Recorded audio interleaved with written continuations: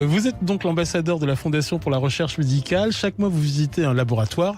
Coup de projecteur ce matin sur l'équipe de recherche radiothérapie moléculaire d'Eric Deutsch. Oui, qui est à l'Institut Gustave Roussy à Villejuif, qui est le premier centre de lutte contre le cancer en Europe. Et l'équipe d'Eric Deutsch a montré pour la première fois au monde qu'il était possible, grâce à l'intelligence artificielle, de prédire la résistance à un traitement par immunothérapie à partir d'images de scanner. Alors qu'appelle-t-on intelligence artificielle? C'est une sorte de cerveau virtuel plus intelligent que le vôtre et que le mien? Ça à coup sûr. Hein. Mais l'intelligence artificielle, ça repose sur la création de programmes, d'algorithmes qui vont permettre à des machines d'accomplir des tâches de manière plus précise et plus rapide que ce qu'un être humain peut accomplir en utilisant sa propre intelligence.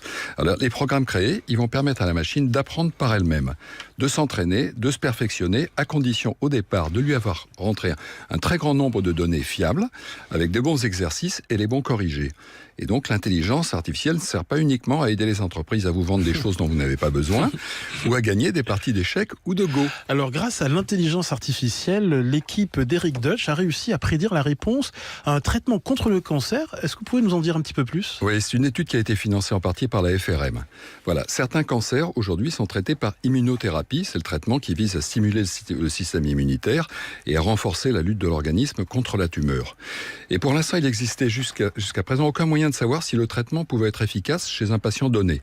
On savait seulement que plus la tumeur et son environnement contenaient de cellules immunitaires, plus l'immunothérapie avait des chances de fonctionner.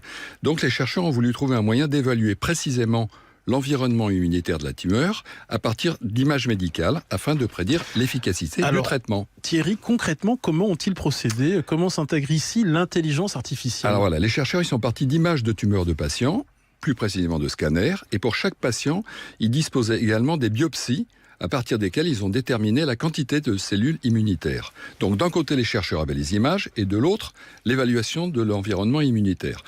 Ils ont apporté les données de 500 patients à un algorithme qui a appris à corréler les caractéristiques des images avec les données biologiques. Donc le scanner était porteur d'une information que l'œil et le cerveau humain ne sont pas capables de voir, d'où l'intérêt d'entraîner un algorithme à les repérer. Et pour vous donner une idée de la complexité de l'opération, imaginez des images de 100 pixels par 100 pixels, c'est-à-dire 10 000 pixels. Tout ça, c'est vaguement beige, du plus foncé au plus clair, et distribué aléatoirement pour notre œil. Pour nous, c'est impossible d'y remarquer quoi que ce soit. Donc l'intelligence artificielle va chercher des zones qui se répètent dans certaines images, par exemple. Le pixel clair 7522 en haut à gauche, qui est toujours suivi de 3 pixels un peu plus foncés en haut à droite des images. Et cette signature, elle est corrélée à une caractéristique biologique de la tumeur associée à l'image. Voilà ce que fait l'intelligence artificielle et que nous ne pouvons pas faire.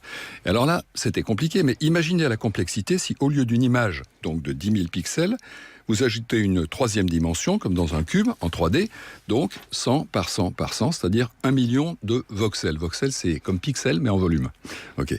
Et les chercheurs donc, ont réussi à créer une signature dite radiomique, c'est-à-dire basée sur l'image, qui est capable d'évaluer l'environnement immunitaire au niveau de la tumeur avec une image. Alors, est-ce que les chercheurs ont réussi à montrer que cette signature radiomique pouvait prédire l'efficacité du traitement? Oui, ils ont prouvé que des patients chez qui l'immunothérapie fonctionnait avaient un score radiomique plus élevé. Et c'est ça qui est important parce qu'il y a juste 15 à 30% des patients qui répondent à l'immunothérapie. Ça permettra donc de ne traiter que ceux qui sont susceptibles d'y être sensibles. Alors, dans le même laboratoire, les chercheurs utilisent également l'intelligence artificielle pour améliorer la radiothérapie. Mais oui, parce que la radiothérapie, ça repose sur des images diagnostiques. Alors d'abord, on fait un scanner qui va permettre de doser les rayonnements qu'on va délivrer à la tumeur. Mais le scanner, il permet de voir surtout les tissus durs. Et pour bien cibler les tumeurs, c'est des tissus mous, il faut plutôt de l'IRM. Mais malheureusement, les images de scanner et d'IRM se superposent assez mal. Donc, les chercheurs, ils essayent de faire une IRM virtuelle à partir de l'IRM, de faire un scanner virtuel, de manière à avoir sur la même image les tissus mous et les tissus durs pour cibler précisément la tumeur et même certaines zones de la tumeur. Voilà. Thierry Lhermitte, comment on fait pour aider la Fondation pour la recherche médicale? Sur frm.org, on peut faire un virement ou avec une carte bleue, ou encore plus simplement, si on veut donner 10 € sur sa facture de téléphone, on envoie le mot-clé don, D-O-N, ce sera le message, au 92 300. Et 10 € seront prélevés sur votre facture et iront à la FRM. Merci beaucoup Thierry Lhermitte, ambassadeur très impliqué de la Fondation pour la recherche médicale.